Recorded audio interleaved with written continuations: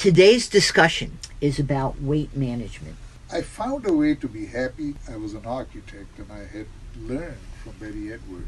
I complain about Mr. Zuckerberg because of depression and anxiety that Facebook and Instagram causes. Obesity prevalence in the U.S. was almost 42%.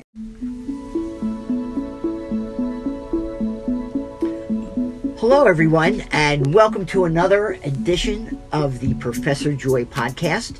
We are here at the world headquarters for JoyScore in Southern California.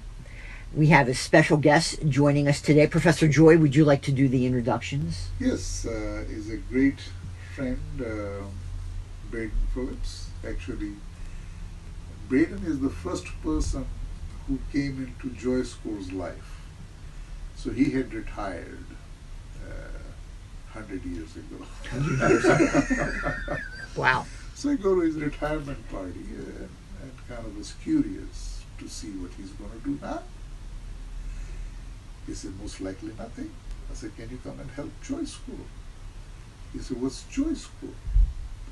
I said, why don't you, Susan, and I go for lunch one day and we talk about it. So we went to Gypsy's on Belmont Pier. Right next to the Belmont Brewing Company, yeah. Had lunch and I explained them what it is. He said, sure. And he's never looked back. Wow. Well, Braden, welcome. Well, thank you, Gary. It's good to be here. By the way, not only that, Braden, just to give you a background, he used to be a Navy pilot. He was the Deputy Chief of Police of Long Beach Police Department with 1,300 police officers. And Braden is a wordsmith, which is unbelievable. His writing skills and imagination is unparalleled. Except Wow. by you, Professor. And of course, I can't forget Steffi. Hello. Steffi is our social media guru of all things. And remember that JoyScore is available on all social media channels. Yeah. I mean, we're on YouTube Live right now. Yeah.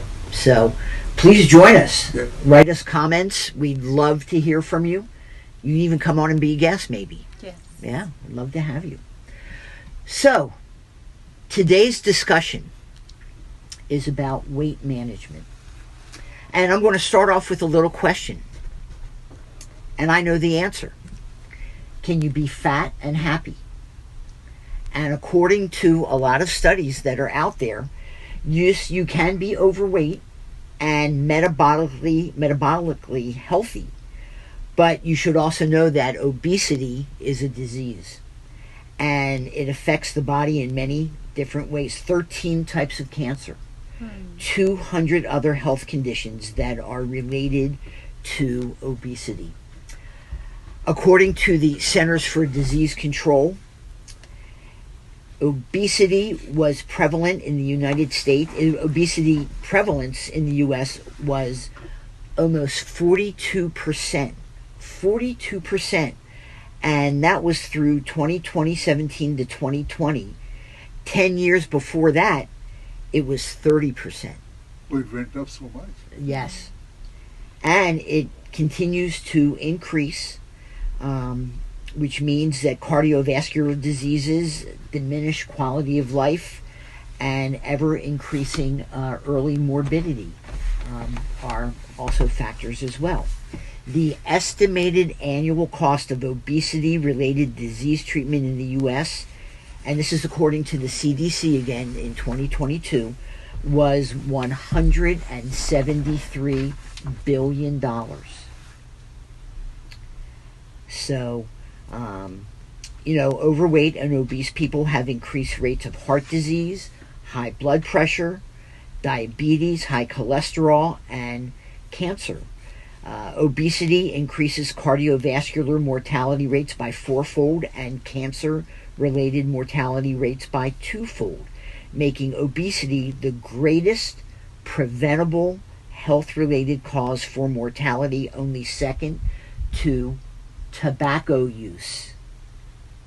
Something that you know a little bit about, Professor Joy. Absolutely.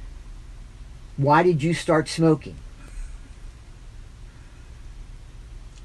for personal reasons. Yeah.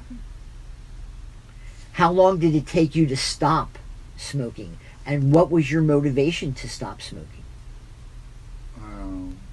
To live a better life. Had you tried before you were successful I and did. failed? In fact, I had done Did you try like the nicotine gun and the I gum had and the tried patches? And, everything Yeah. out there. And I about started smoking when I got married and pretty much stopped when I decided to not be married. So it seems like my marriage and smoking and overweight went together as a package. And now I have kind of a Monday morning quarterback type of a thing where you learn after you've done something for so long and wrong about it. So in my opinion,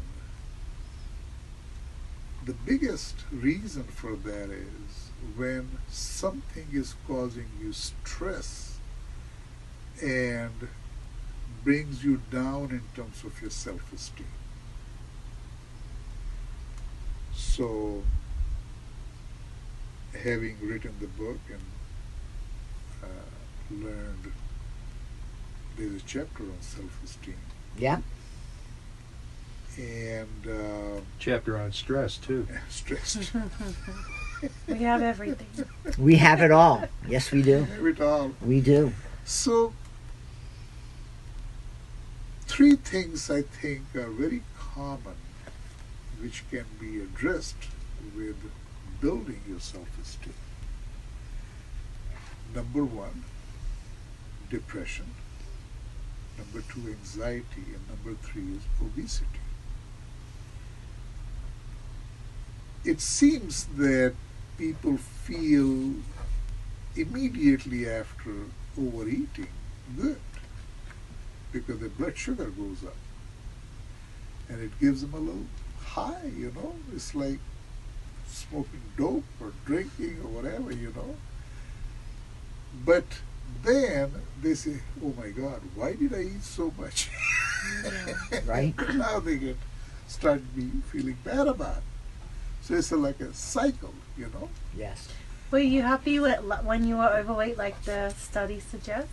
What's that? Were you happy when you were overweight, like the study suggests you can be happy? No. No. I was actually, in my case, I found a way to be happy because I was an architect and I had learned from Betty Edwards that in order to be creative, I had to keep my right brain activated. So it wasn't a choice, you know. In fact, I used to tell my classes, my students, that you will be smiling in my class. And then the student paper wrote an article that the professor kicks you out if you're not smiling in his class.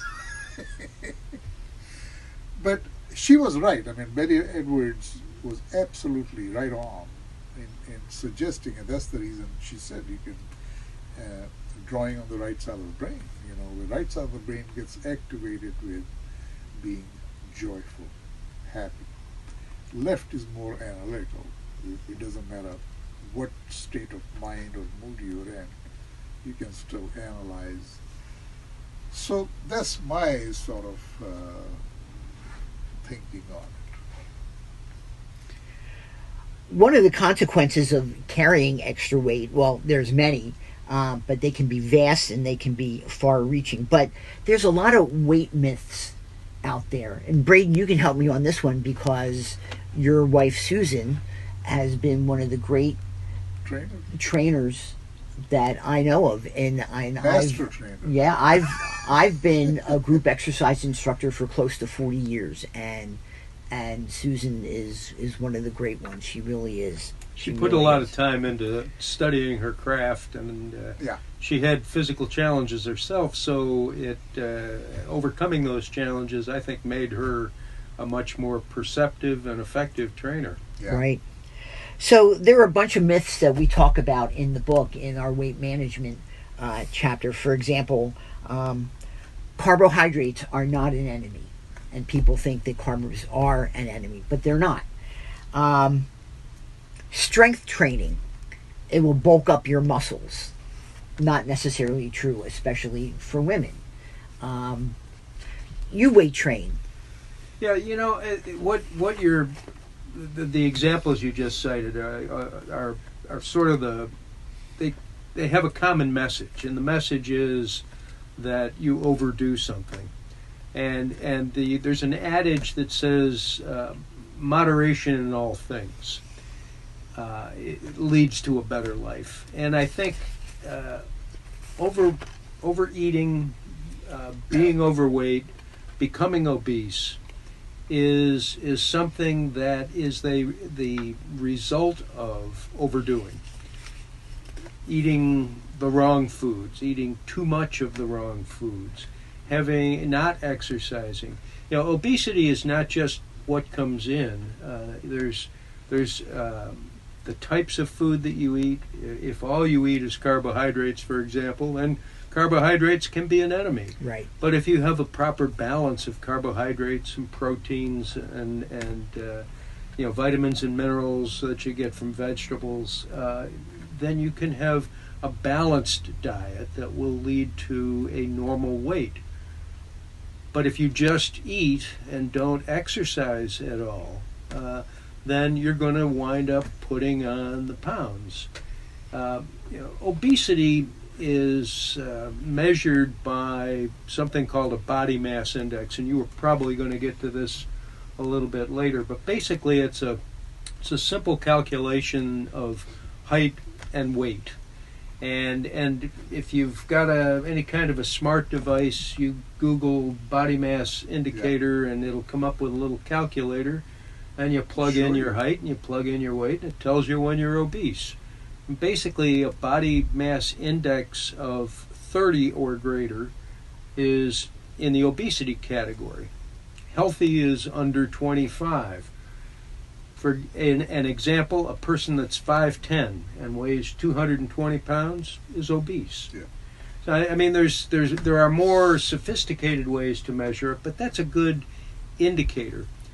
Most of us have got scales in our houses. You can get on the scale every day. You have some idea how tall you are, so you can have a mental track of what your body mass index is.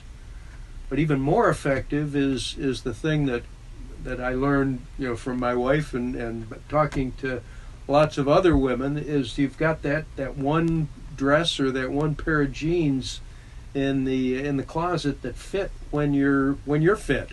Right. And if you can't zip them up or you can't get them over a part of your body, that's a good indicator that your body mass index is starting to get to a place where you're nearing obesity. So back to the original question and point that you were raising, I don't think any of the myths associated with obesity, myth to me sort of equates to excuse. I don't think any of those things by themselves are the single cause of obesity. Right. Obesity is the end result of a lot of factors. Bhupender talked about stress and anxiety and depression as being contributors, and they certainly are.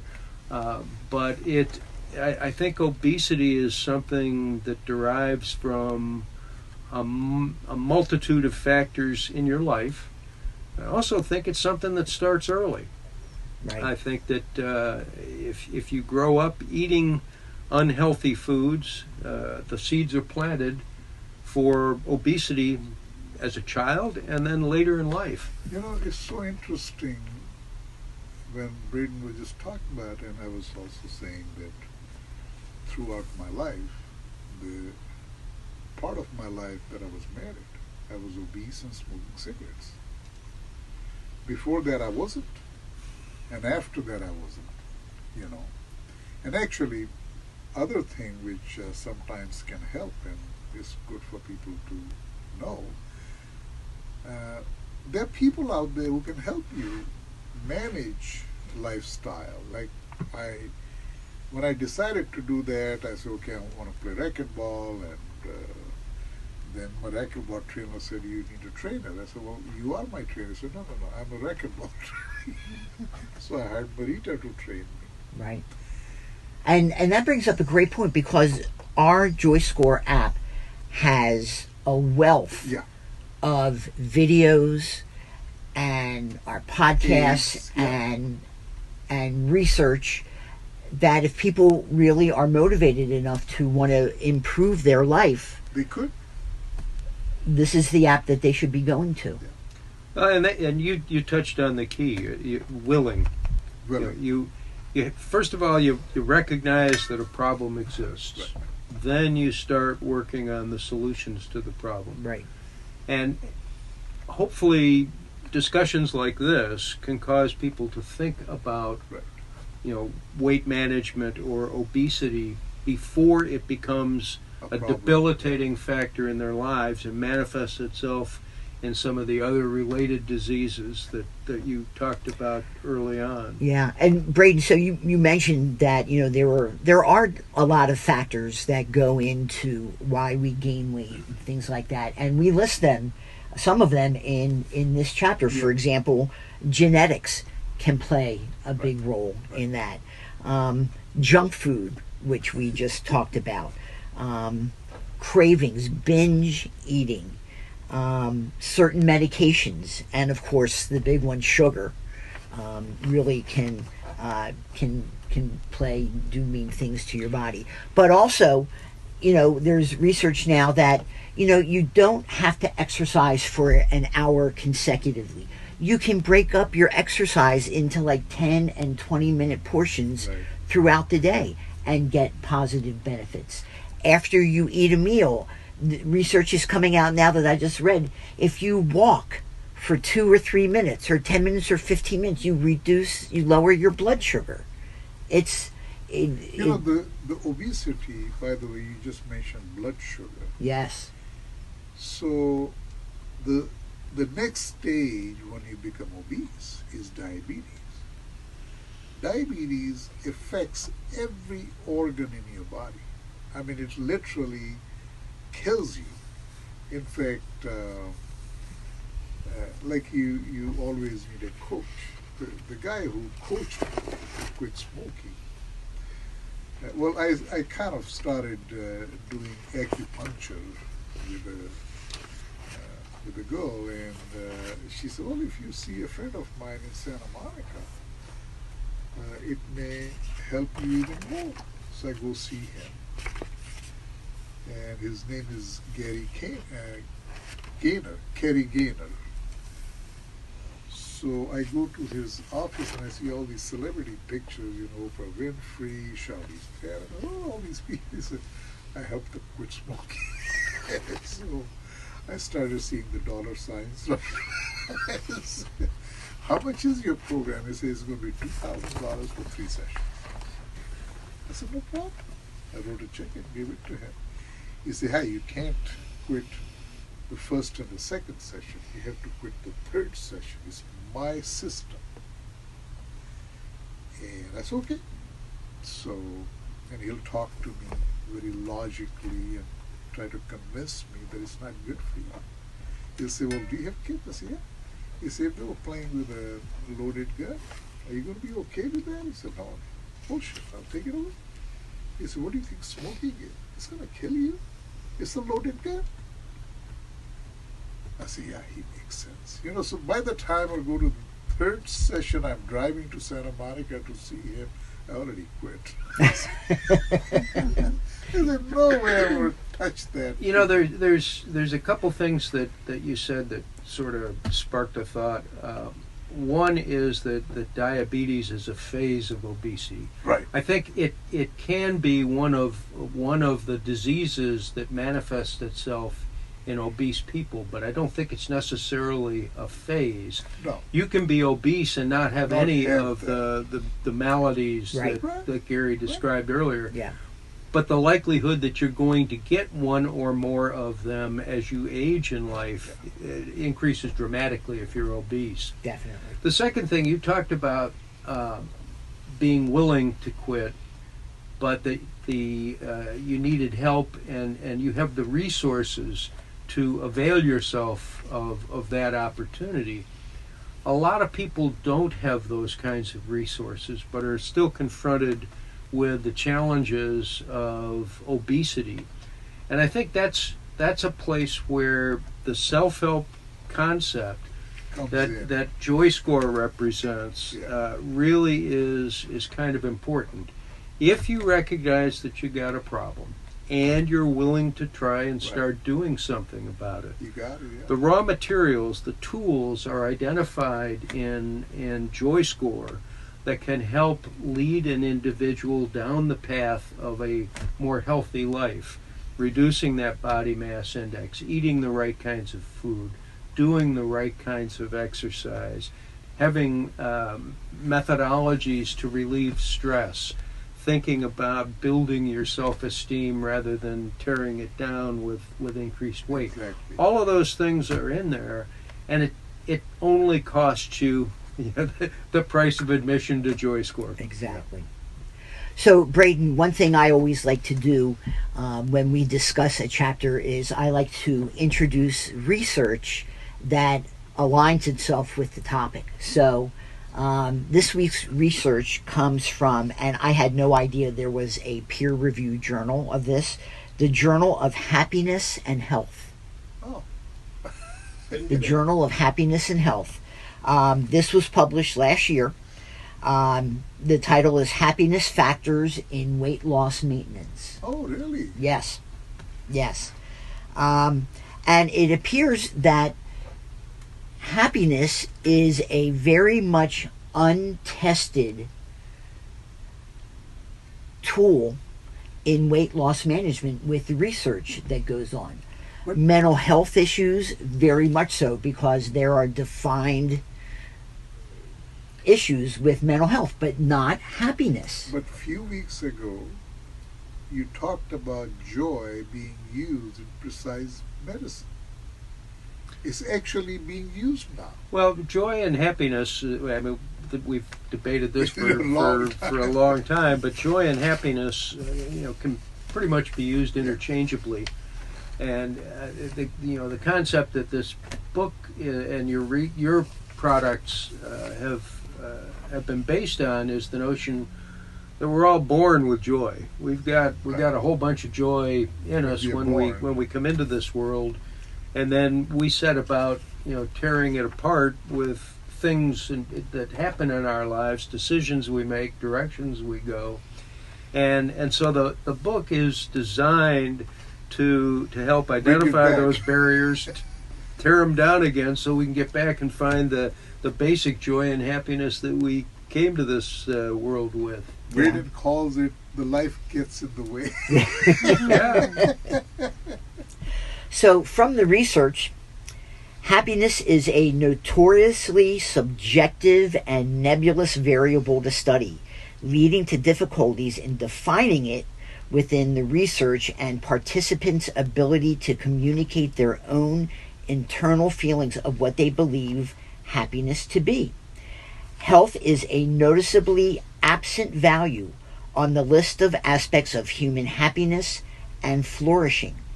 And so it's just, they just can't put a label and a value on it yet when talking about weight management.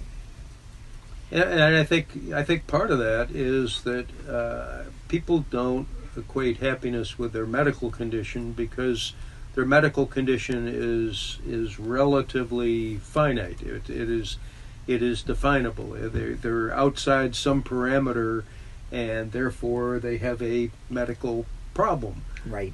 There is the closest thing that I've seen to a happiness meter is something that's called JoyScore. that is an attempt to make a very subjective issue, that is joy, a more objective one. If these things are happening, you are likely more joyful than less joyful. And so while it's not a scientific answer, and certainly wouldn't stand up to the peer-reviewed journal, I think that the JoyScore affords the user, the reader, an opportunity to put some boundaries around themselves and see where they are in the continuum of happiness. Exactly. Which is changing all the time. Exactly. Yeah, it says depression versus happiness is more frequently documented in research due to the existence of valid and reliable depression measurement scales, whereas we don't have happiness scales except JoyScore. Except people sometimes ask me that question. How can you measure joy? How can you score it? Yeah, and I think the answer is, in a technical sense, you can't. Right. But in a subjective arena like joy, there are indicators, and so you tap into an individual's perception of where those indicators are in their life, and that is frankly what happiness is. You can't tell whether I'm happy or unhappy right now. I mean, unless I was crying. But I know whether I'm happy or unhappy. Right. And so you're the best judge of the extent to which there is joy. Yeah, in everybody's your life. scale is going to be different. Exactly. Yeah, Absolutely. very much so. So the conclusions of this study, and obviously I've truncated it very, very much because it was like 15 pages. So I've saved you the grief of reading all 15 pages. But globally, more than 2 billion people are overweight or obese, with rates projected to increase and not lessen. 2 billion people. But the bottom line from at least this article is that perception of happiness appears to be related to effective long-term weight loss, but more research is needed to explore the link between these factors. Very interesting. It's interesting. You said 2 billion, and I think we're what now? 7 billion, 8 billion people. Eight. So worldwide, 25%. it's about 25% obese, and in our country, it's 40%. Is Yeah. this 40%? Yeah, Yeah, that's what I said. Yeah. Yeah. and so it's 2 gone up out from of every 30%. 5 people in this country are Are obese. And I saw a statistic about Gen Z, which projects, if they continue on the track that they're on, the number of obese members of that cohort will be closer to 70%. You're kidding me. No. Well, that, again, the statistic The that I saw. statistic, right. Oh my Because God. a number of the Gen Zs are already obese, Really? and they will carry that forward, not and it know. will expand. Yeah. So it is. We talked about the COVID-19 pandemic, Right. and I think in our country, when you start getting 40% of the people impacted by any kind of malady, and obesity is a Whatever, malady, yeah. you can pretty much count that as a pandemic in my mind, anyway. So it is becoming something that is going to require a concerted effort across our population to try and bring it under control. Yeah. The thing about obesity is it can be fixed without like paying a lot of money. Like you really just have to move more and eat less. You know, I complain about Mr. Zuckerberg, Yes, you do. Often. Daily and often. but do you think could he be helping people get obese because What- of depression and anxiety that Facebook and Instagram causes? And sitting for long Yeah. periods of time. You think so? Yes. Probably, yeah. Well, yeah, but let's think about the whole reason that these numbers are growing. The number of reasons. Right, You know, in even in our parents' day, right. there was one car families. There was a lot more walking. There yeah. were the jobs were a lot more physically active, so that you were burning more calories in the day. As we become more reliant on technology and more dependent upon the social media for our entertainment, we sit a Yeah. lot. and Don't sitting is the worst Oh, enemy to your health that you can find. Yeah. So we are in a very different environment just in terms of physical activity. Processed foods, a loaf of back in the day there was a brand of bread called Wonder Bread. It was the white bread. But the Wonder Bread white bread, which was horrible for you back then, is so much better for you than the white bread that we eat today because of what's been taken out. The processing of the raw materials for the food that we eat has changed the impact that it has on our physiology. Yeah. So there's So a much, bunch of reasons why obesity can exist, but it goes back to what Steph was talking about: eat less and do more. Just the simple fact that we're doing less and eating more is Right. causing It's obesity. causing obesity. Exactly. But I still like to blame Mr. Fucker. I We know can. you do. I know you do. Is he still number one on the list? So, did you know my 7 threats to human society? Did I tell you that? No, I haven't heard the. Okay, so number 1 is Mr. Fuckerberg. Yes. Number 2 is Elon Musk. Number 3 is Donald Trump. Number 4 is Kim Jong-un. Oh, what happened to Netanyahu? Oh, no, Netanyahu is number 7. Oh, he's dropped down a He little kind bit. of- I Okay. pushed him down a little. Okay. Number 4 is Kim Jong-un, then is Xi, then is... no, Putin. Putin is... Putin. How could you forget Putin? Yeah. Yeah. And then Netanyahu is the last Yeah. one. So these are the 7 threats to human society. These are the greedy son of a bitches. You Right. know. So you know how we have the 7 wonders of the world? These are the 7 Wonder Breads of the world. There you go. Yeah. I just have a comparative 7. So everybody, that's it for this episode of the podcast. Once again, we'd love to have your comments. Please check us out on all the social media channels that Steffi really works hard to keep us updated on. And we will see you again next week. Thank you. Bye. Bye.